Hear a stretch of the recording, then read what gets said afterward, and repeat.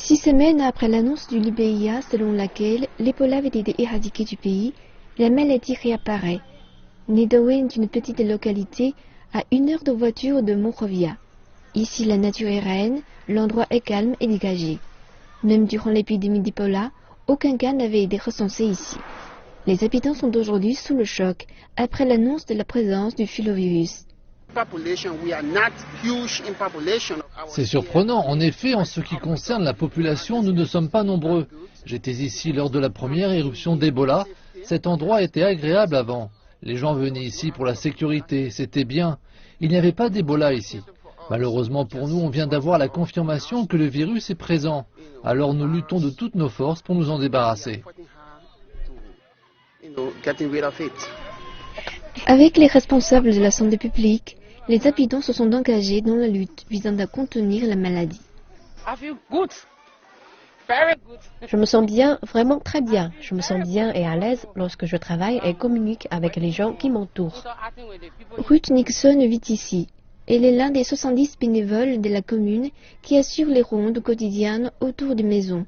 Ils sont à la recherche de ceux qui pourraient montrer des signes d'infection au filovirus. Ainsi, les patients pourront rapidement être isolés. Moi-même, je participe toujours quand il s'agit du virus Ebola dans cette commune. Si je restais là sans aider, alors peut-être que je pourrais être infecté. C'est pourquoi j'ai décidé de le faire, simplement pour moi et mes enfants. À ce jour, 3 patients originaires de cette ville ont été testés positifs au filovirus. Les ambulances sont en état d'alerte, prêtes à transporter de nouveaux patients dans des centres de soins. On compte plusieurs dizaines de personnes placées sous surveillance. Elles ont en effet été en contact direct avec les malades. Derrière moi, ce logement fait partie de ceux qui ont été placés sous quarantaine par le gouvernement pour une durée de 21 jours. Pour aider les familles qui y vivent, les agences d'aide et les agences gouvernementales leur fournissent de la nourriture, de l'eau et d'autres produits de nécessité. Les actions ont été rapides pour tenter de contenir la maladie. Les habitants se montrent confiants et assurent que rapidement la situation sera sous contrôle. Face au peu de cas que nous avons aujourd'hui, on voit bien que le gouvernement tente de réagir pour y remédier.